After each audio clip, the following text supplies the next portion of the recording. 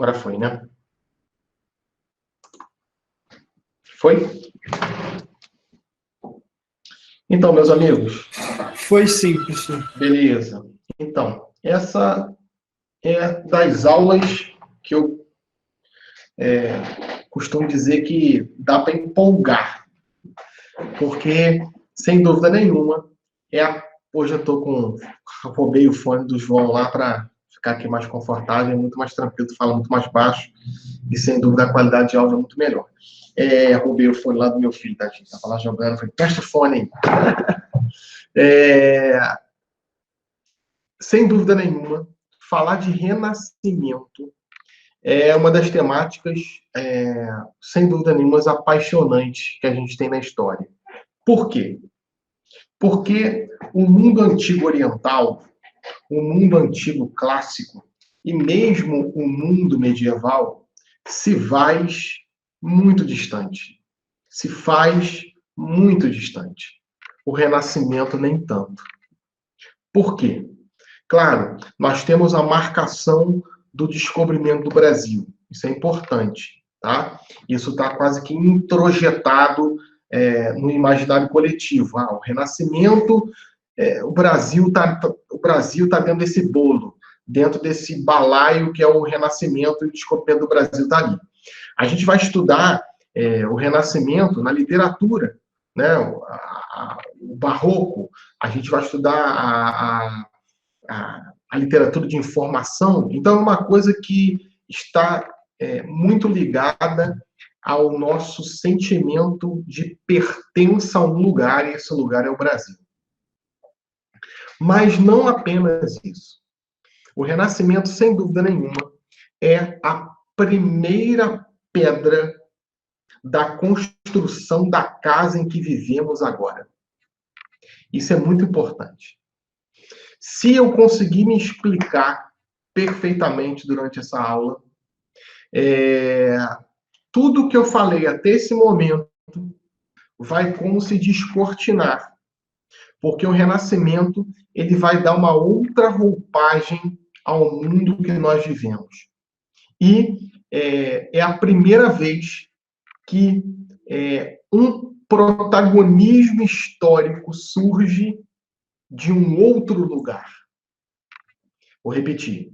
É a primeira vez que um protagonismo histórico surge de outro lugar. Deixa eu voltar aqui que eu avancei, mexi aqui no mouse.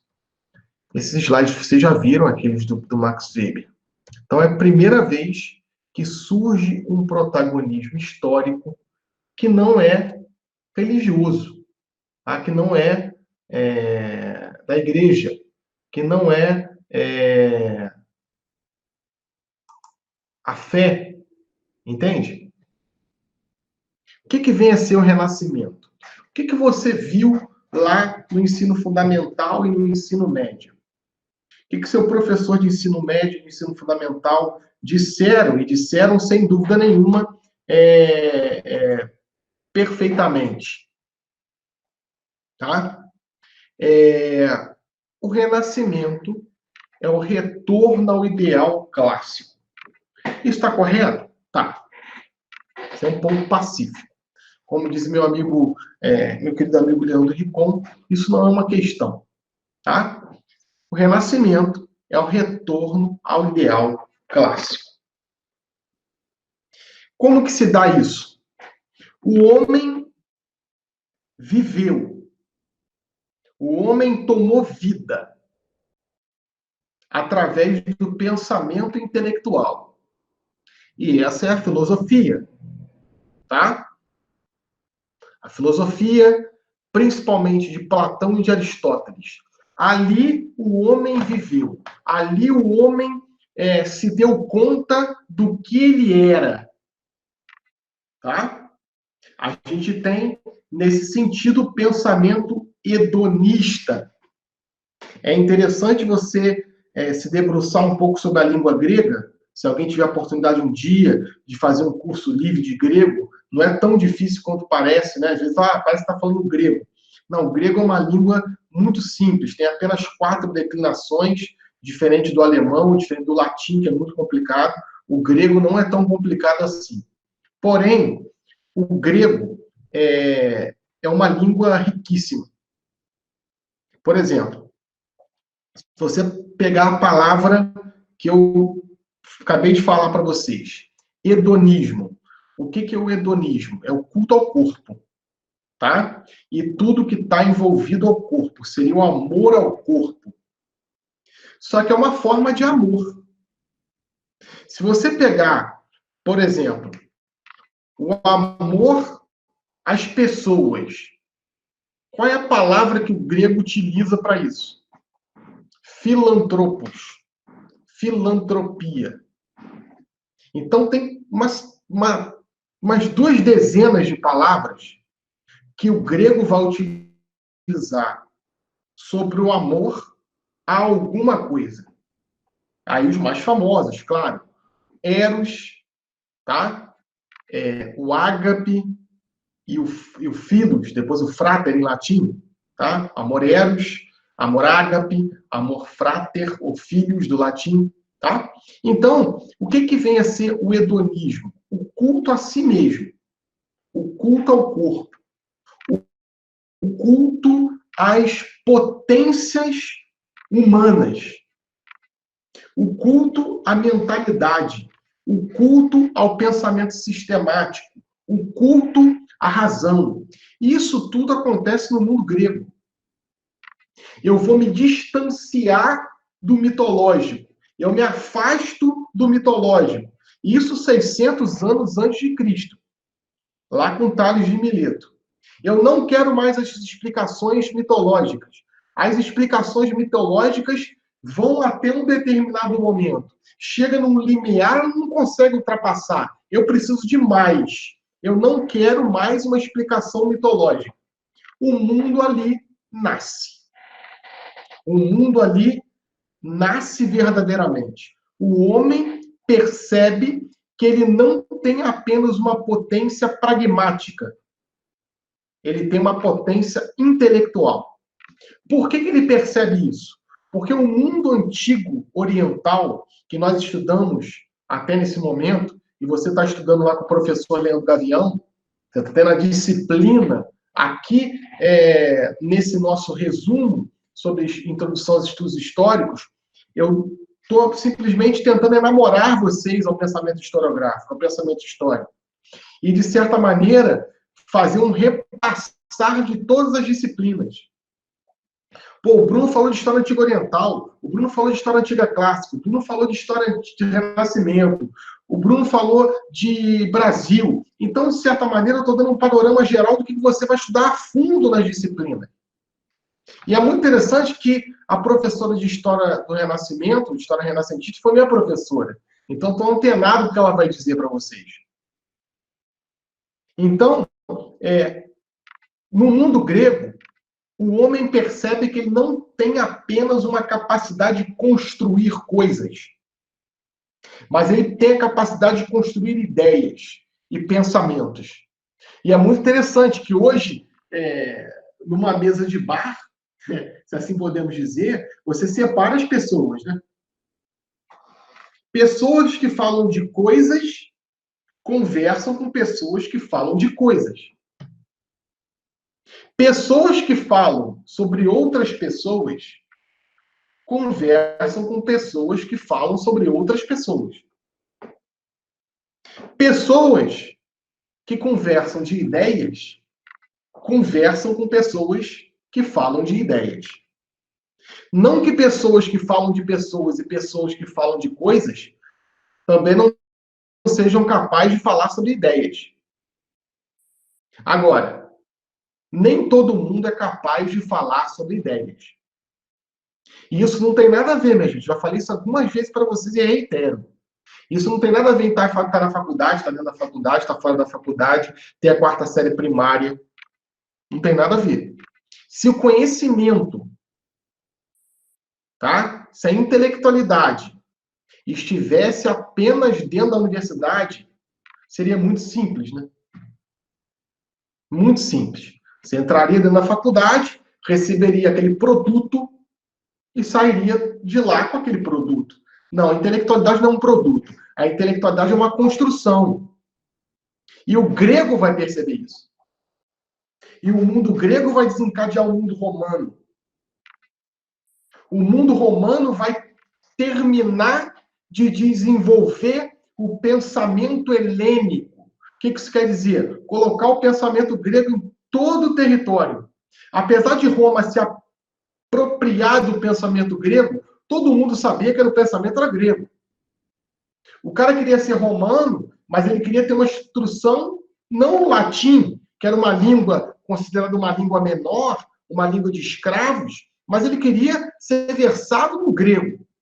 Ele queria dialogar, e discursar, e escrever, e debater, e estabelecer a dialética, não em latim, mas em grego. Roma é o auge do pensamento grego. Expliquei isso para vocês, né? Muito humildemente. Vocês terão aula disso, de história antiga clássica. Que o pensamento grego é introspecção. E o pensamento romano é o pragmatismo. Não o pensamento como algo introjetado, mas o pensamento como aplicação. O grego é pragmático, é introspectivo. O romano é pragmático. Só que nesse processo de mundo romano, e a gente tem o avançar da filosofia grega no mundo romano, principalmente no direito, na administração pública, na famosa res pública, na coisa pública, o romano avançou uma linha. Uma linha. O que o romano vai avançar? No direito. Eu disse para vocês que a gente entrou em Roma. Quando você entra no mundo grego e você contempla o mundo grego e pergunta o que esse mundo nos deu? A filosofia. Quando você contempla o mundo romano e pergunta o que esse mundo nos deu? O direito. Mas mesmo assim, o legado do mundo romano está plenamente ancorado, enraizado, introjetado no pensamento grego de Solon, de Péricles. Entende? De Temístocles. Mesmo o auge do pensamento romano é totalmente grego. Então o mundo nasceu. O homem percebeu que ele podia lidar não apenas com espadas. Ele percebia que ele tinha uma capacidade que era muito maior do que construir coisas. Ele tinha a capacidade de construir ideias, conceitos. Isso é sensacional, gente. Sensacional. Você, sem dúvida nenhuma, apesar de ter pouca idade, se você não teve ainda, você um dia terá. E não será muito demorado. Porque os processos são naturais. O prazer intelectual. O que é o prazer intelectual, gente? Geralmente, o prazer intelectual, para nós que somos professores, e para você também que será um professor, e às vezes já é um professor, é quando alguém te pergunta algo que, de certa maneira, você tem um certo domínio, você tem um certo versar sobre aquilo. E quando você termina a sua explanação, a pessoa que for teu interlocutor, já não é a mesma que te perguntou a questão. E você também não é o mesmo. Esse prazer intelectual, só os professores têm. Olha que maravilha que é a nossa profissão, gente. Então, se você, às vezes, se questiona, ou às vezes sua família te questiona, pô, você é professor de história. E se você já sentiu esse prazer, com certeza já sentiu, porque talvez é o que te levou a estar aqui agora, estudando para ser professor de história. Quando você tem esse prazer intelectual, e quando você percebe que o prazer, essa é uma frase do mundo grego, né? Conhecereis a verdade vos libertará. Quando você percebe essa intelectualidade e como a intelectualidade verdadeiramente liberta, esse é o prazer que o grego, de certa maneira, criou, empreendeu. Esse mundo, ele nasce, mas ele não demora muito a cavalgar. Ele nasce, cresce e se desenvolve a passos largos, a galope, como um cavalo em fuga. Esse mundo cresce, domina o território, só que ao dominar esse território, ele se expande de uma tal forma que ele cria alicerces para a sua própria derrocada. E aí nós temos o fim do mundo romano. Quem está olhando isso, quem está criando essas modulações históricas, é o iluminista francês. Nós vamos chegar lá. Tá? Nós estamos contando uma história da história. Falei para vocês na primeira aula. Quando a gente começar a entender a história como disciplina, nós vamos perceber e olhar e verificar como esses caras iluministas empreenderam toda a história. Tal como você tem um bolo e você quer subdividir esse bolo entre as pessoas que estão na mesa. Então você vai cortar. O que é mundo antigo, o que é antigo clássico, o que é renascimento, o que é mundo contemporâneo, quais são as marcações que vão começar um e terminar outro, e assim sucessivamente. O renascimento é o retorno ao ideal clássico, mas para renascer, só renasce algo que esteve vivo e morreu. Aonde que é a morte do pensamento segundo o iluminista francês? Quero ouvir você. Se não pegou, repito.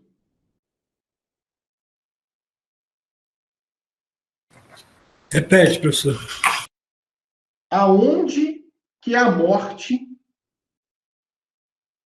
do pensamento segundo o iluminista francês? Porque se renasceu, significa que estava morto, não é isso? Morreu aonde? Aonde jaz o pensamento greco-romano? Aonde está a lápide desse pensamento? Porque aqui é o renascimento. Ele nasceu no mundo grego e romano. Morreu aonde? Idade Média. Idade Média. Exatamente. Na Idade Média, o pensamento morre. Por isso que é veiculado dizer que na Idade Média é a idade das trevas, porque esse pensamento foi obscurecido. A razão do mundo grego, a razão do mundo romano, o pragmatismo científico é apaziguado pelo processo religioso. Isso quem vai falar para a gente é o Max Weber. Daqui a pouco a gente vai para os quadrinhos que o tio fez. Tá? Se o mundo teve uma lápide e um caixão e um túmulo, esse túmulo, segundo o iluminista francês, é a Idade Média. Claro que, como eu disse para vocês na aula anterior, nós tivemos 2 aulas falando de Idade Média. A Idade Média é treva e luz. Luz e treva, como o momento que nós vivemos atualmente. A humanidade é um percorrer de trevas e luz sucessivas. Agora, aonde que o mundo renasce? Se nasceu no mundo grego, e no pensamento greco-romano, e no pragmatismo romano, se a filosofia grega vai emancipar o homem do mito, se a filosofia grega vai fazer o homem olhar para si, O pensamento hedônico, o homem que olha para si mesmo, é o narciso. O homem que fica apaixonado por si mesmo no reflexo. Ele fica apaixonado por si mesmo no reflexo. Esse homem avança a galope, vai para o mundo romano. A religião do mundo medieval apaga esse homem, tampa esse homem. Aonde que esse mundo renasce? A partir do pensamento dos homens do Renascimento. E um deles é Leonardo da Vinci. A gente vai falar disso um pouco mais tarde. A gente tem grandes pensadores do Renascimento a partir do século XV e XVI. 1492 é uma marcação importante. 1453 é outra marcação importante. É o início da Era Moderna. Claro, como eu disse para vocês algumas vezes. 1453, 1454, à tarde, eu já não sou mais um homem medieval, agora eu sou um homem moderno. Isso não existe. Tá? Não existe. As coisas vão se dando numa temporalidade de longa duração e às vezes de curta também. Para você mudar uma mentalidade, né? Não é de uma hora para outra. Demora. Por exemplo, falei para vocês, na minha idade, eu vi muitas coisas dentro da sala de aula. Quando eu tinha a idade de vocês, era muito comum os professores dentro de sala de aula fumando. Muito comum. Se essa aula fosse na década de 80, não teria videoconferência, né? Mas se fosse, eu estaria aqui com um charuto, com um cachimbo, ia ser super engraçado. Mas era uma coisa comum. Mudou-se o quê? O homem? Não, mudou-se a mentalidade. A maneira com que o homem pensa, a maneira com que o homem projeta. Quem é que vai ser o protagonista dessa mudança? É o próprio homem. E aí que é o grande renascimento. O homem não vai empreender uma revolução, a revolução renascentista, olhando para fora. Ele vai olhar para dentro. Tá? O homem vai voltar a ser o protagonista da história. Se no mundo grego, na Grécia clássica, tá? Quando falamos em Grécia clássica, leia-se Grécia da filosofia. Na Grécia clássica, o homem era o centro. E agora, o homem vai começar a rivalizar com Deus. Daqui a pouco eu vou fazer um gráfico aqui para você. A gente tem o auge disso com um quadro famoso, que é o Nascimento de Vênus, de 1483. Depois você dá uma conferida no Google. 1483, o artista renascentista, tá? Pinta o Nascimento de Vênus. Qual que é a revolução aí? E é interessante que a arte sempre foi subversiva. Sempre. Qual que é a definição de subversão? Romper com a ordem natural das coisas pré-estabelecidas. Isso é subversão. Você vai chocar. Isso aqui foi um choque. Inclusive, ele não pôde expor essa pintura. Quando ele expôs, isso causou um escândalo. Primeiro, tem uma mulher seminua. Não pode. Espera aí. Segundo, que os estados todos eram estados regidos pela autoridade eclesiástica, regidos pela religião. Então, se eu quero fazer alguma forma de arte, essa arte tem que expressar a divindade, tem que expressar o belo, tem que expressar o amor de Deus, tem que expressar os heróis do cristianismo. Então eu posso pintar São Paulo, Santo Agostinho de Hipona, o nascimento de João Batista, o nascimento de Maria, o nascimento de Jesus, mas não o nascimento de uma deusa grega, que é Vênus. Entende como um homem está mudando? Não é Deus que está mudando, é o homem que está mudando.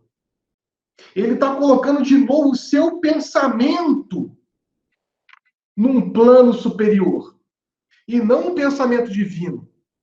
Bruno, mas o Renascimento está cheio de combates ideológicos relacionados à religião. Nós temos as grandes revoluções dentro da igreja. Nós temos as revoluções protestantes. Eu dificilmente vou utilizar o termo reforma protestante. Apesar de, às vezes, sair a reforma protestante, mas o termo correto é revolução protestante. Porque se você parar para pensar, também é uma subversão.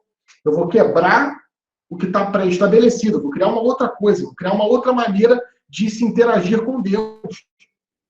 Entende? Dado isso, a gente pode explicar o Renascimento a partir dessa imagem, a partir dessa figura. É você tirar um pouco o aspecto religioso, eu repito, tirar um pouco, porque não se tira totalmente. O retirar totalmente vai ser na próxima casa que nós vamos visitar, que é a casa do iluminismo francês. Lá sim, lá o pensamento religioso não tem vez.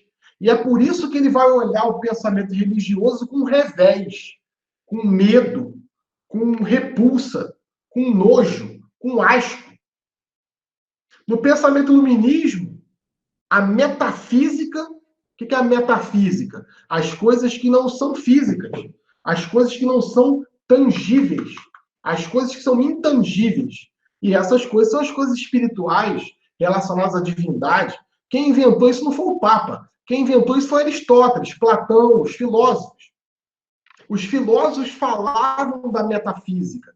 Para o mundo iluminista, não existe. O mundo iluminista é o mundo de René Descartes. Penso, logo existo. É o cogito. É o plano cartesiano. É possível colocar no XY? Se não é possível, não existe.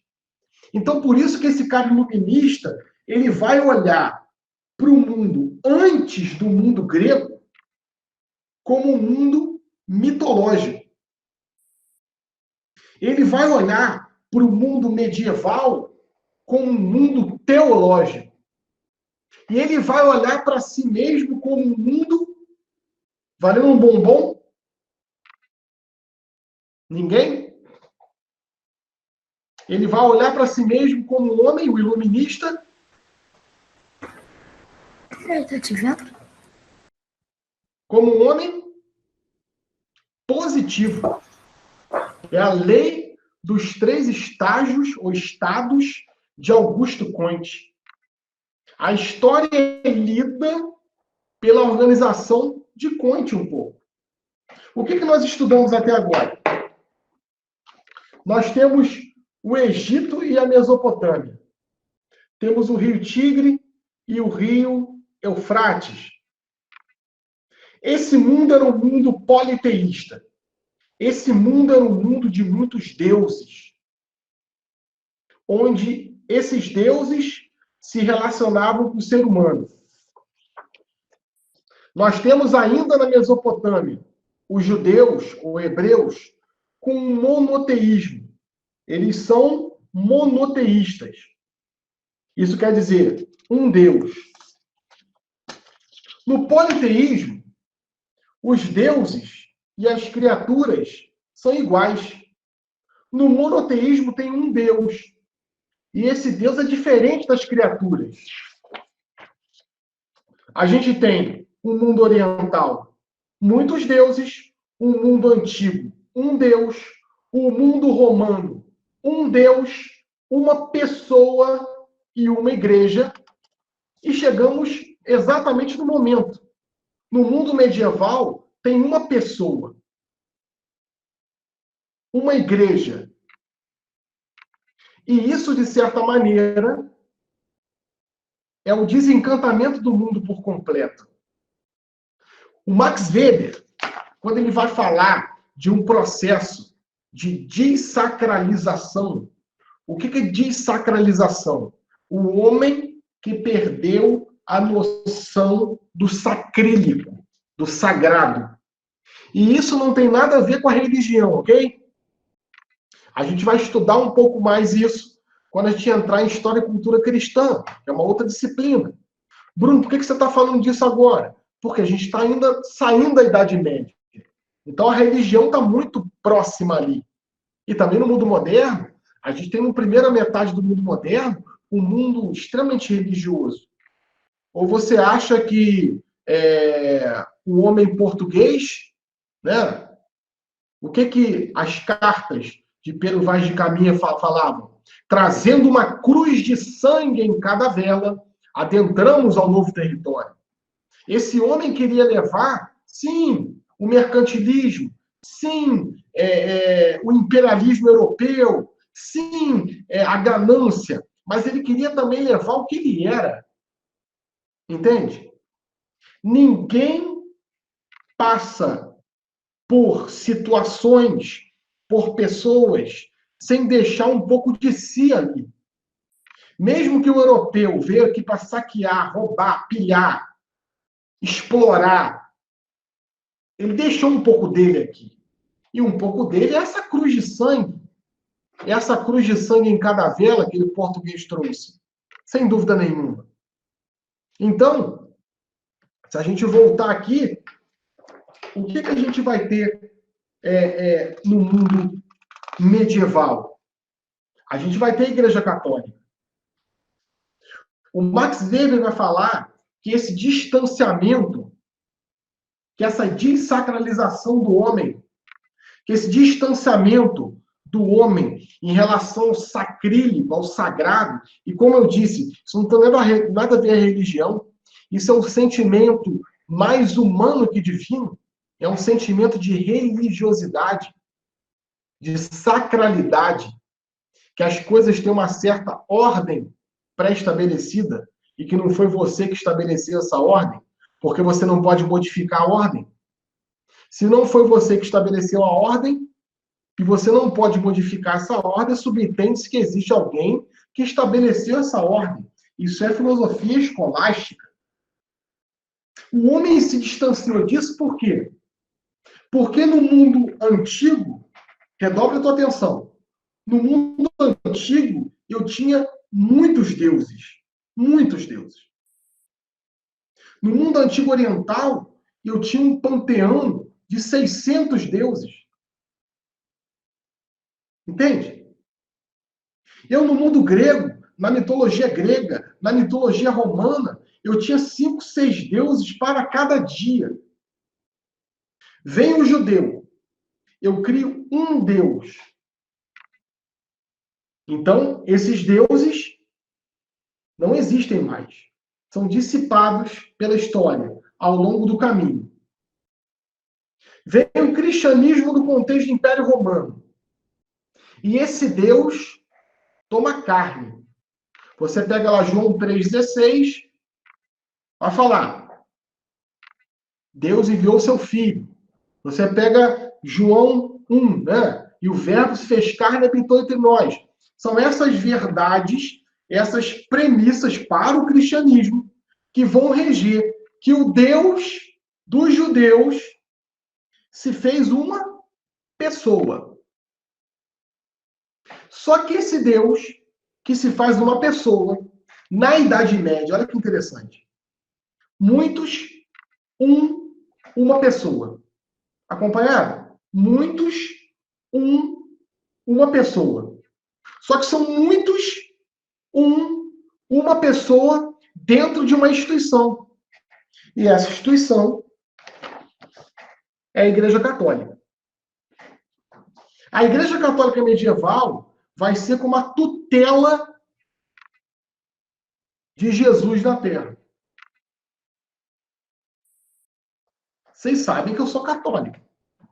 Vocês sabem que eu tenho um livro publicado falando de Igreja Católica. Aqui é uma aula de história, de historiografia. Tem nada a ver uma coisa com outra. Entende? Não estou aqui falando mal da igreja, de maneira nenhuma. Eu estou aqui analisando o posicionamento historiográfico, verdadeiramente.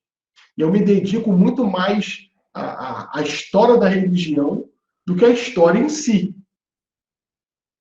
Né? Vocês me conhecem há pouco tempo, sabem que minha linha de pensamento, não é apenas minha linha de pensamento, mas a minha linha de historiografia é dentro da historiografia cristã e especificamente Igreja Católica.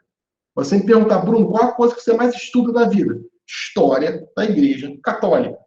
Tá? Mas isso é uma análise historiográfica.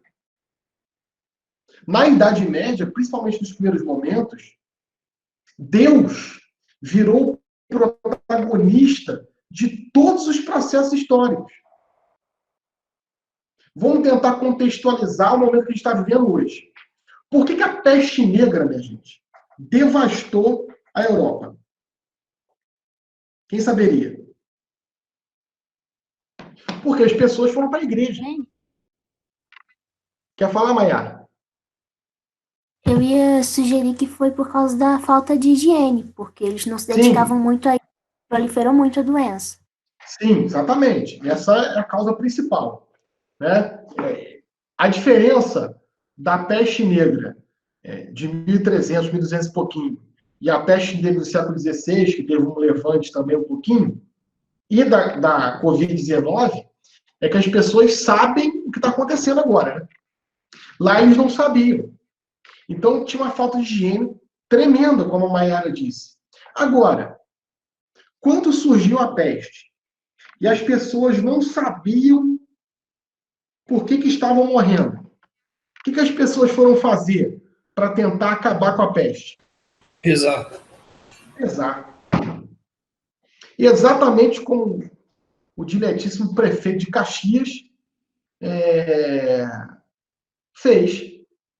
E autorizou lá a senhora vereadora a abrir uma denominação cristã que ela congrega para se reunirem e rezarem para que o Covid-19 não chegasse em Caxias. E ele está internado agora. Entende? A igreja, o poder de Deus, como Senhor e Mestre da história. As coisas relacionadas a Jesus, a Deus e à igreja são as coisas que importavam na Idade Média. Claro, gente, é só isso que é a Idade Média? Não. É muito mais do que isso. Mas quem está falando isso para vocês é o iluminista francês.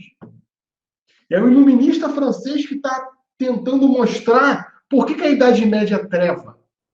E a Idade Moderna e o iluminismo é luz. Se bem que o iluminista falava que a Idade Moderna também era treva. Tá? O que vai acontecer? Na modernidade, eu vou colocar o homem. E no próximo passo, a razão. Claro que aqui a gente pode fazer um outro gráfico que eu esqueci de fazer. E eu faço agora rapidamente. E vou cantando para vocês o que eu estou escrevendo, tá?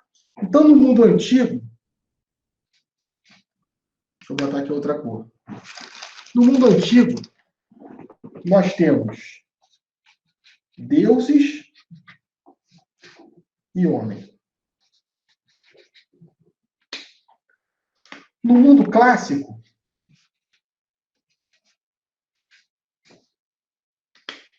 nós temos deuses e homem.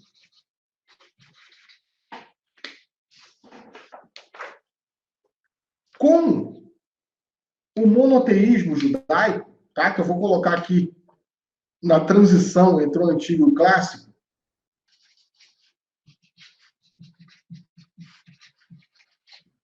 você tem Deus e homem.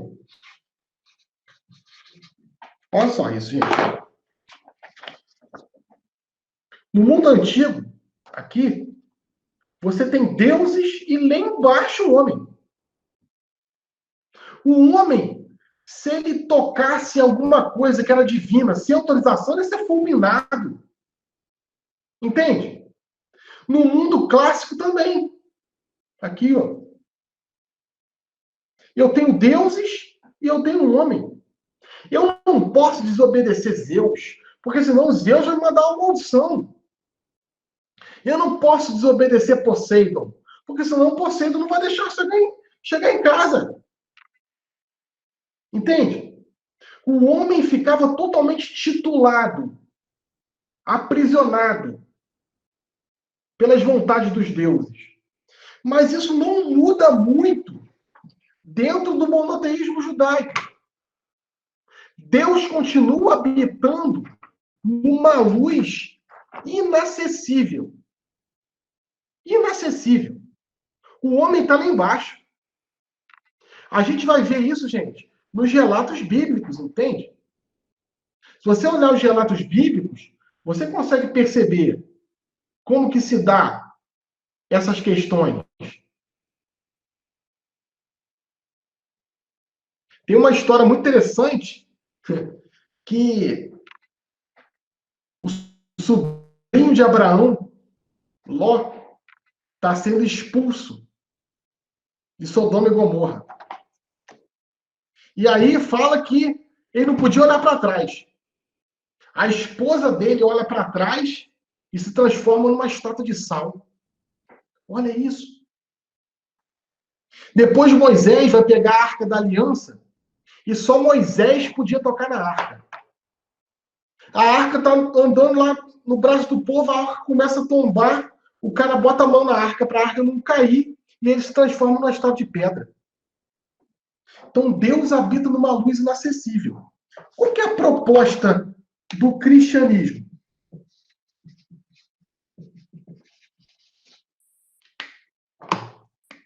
Deus se faz homem. Essa é a proposta do cristianismo. Deus se faz homem. Olha que interessante. Deixa eu voltar aqui, peraí que eu garro aqui.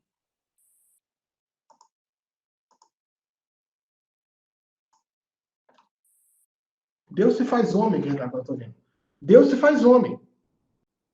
Só que, mesmo assim, ele vai continuar sendo titulado pela igreja.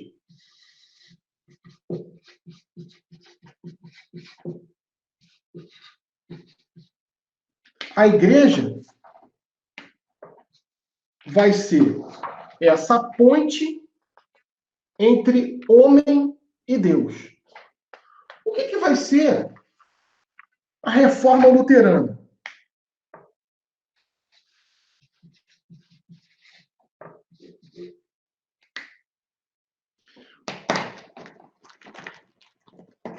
Eu vou botar homem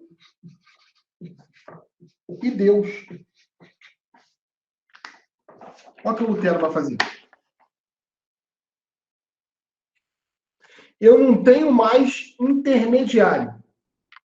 Tem eu e Deus. Isso é o auge do mundo moderno. Isso é o auge do pensamento moderno.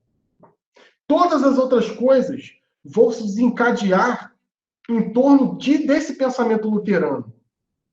Agora, o que vai acontecer no próximo passo? Quem sabe?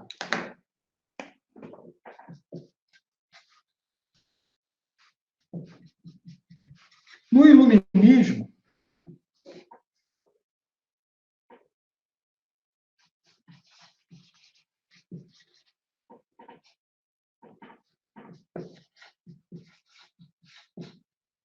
o que o iluminismo faz? Ele pega isso aqui e faz isso aqui, ó.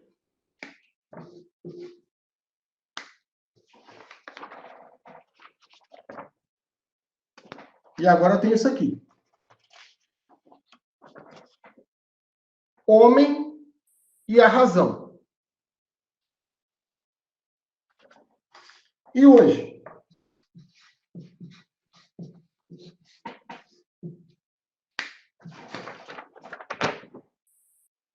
Hoje nem a razão.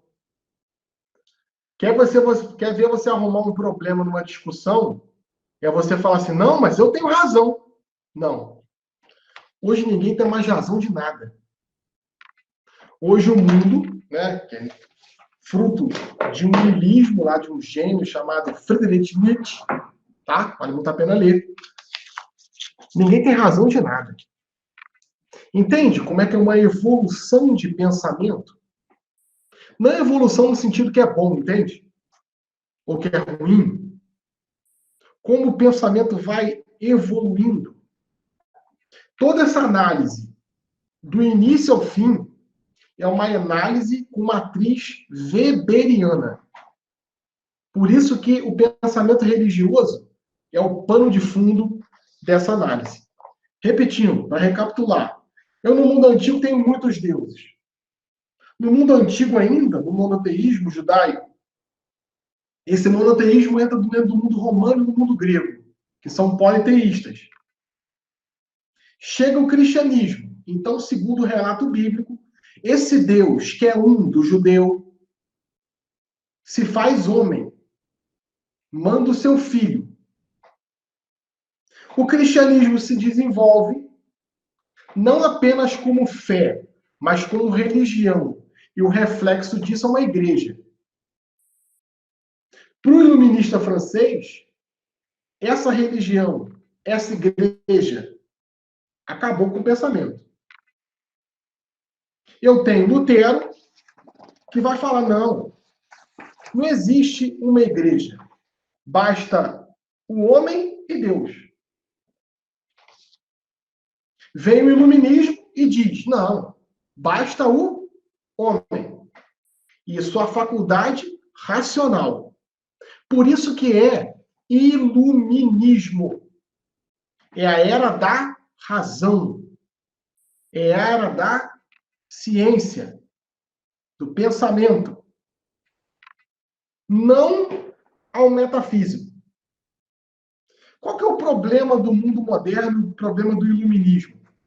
É que jogaram a criança com a água da bacia. Entende? Deram banho na criança e na hora de jogar a água fora, jogaram a criança junto. A gente tem um mundo iluminista sem a religião. E hoje, sem razão, sem homem e sem religião. Se você perguntar, Bruno, qual que é o paradigma que rege a humanidade hoje? Não existe. A gente tem, sim, um grande paradigma científico hoje. Você vê no Brasil essas questões. Fora do Brasil, gente, não discute o posicionamento da ciência. Só no Brasil que o ministro tem que falar que vai falar do vírus com a ciência. Só no Brasil que essas coisas acontecem. O Brasil é uma jabuticaba, verdadeiramente. Só tem no Brasil. Essas questões só tem no Brasil, literalmente. Você tem que reafirmar o poderio e a capacidade da integridade da ciência em relação às coisas biológicas. É inacreditável. Mas você tem um mundo que, se você numa discussão fala assim, não, eu tenho razão. Isso é a verdade. Não existe isso. Tá? Não existe mais isso. As pessoas hoje vivem num completo relativismo. Eu vou falar um pouco na próxima aula, na quarta-feira, o que é relativismo, tá? Que não é um pensamento moderno, é um pensamento iluminista. Vou falar um pouquinho também sobre a reforma protestante, como que isso impactou o mundo, tá? Como que o mundo hoje é um mundo pautado por valores protestantes, tá? Então a gente vai ficando por aqui. Até a próxima.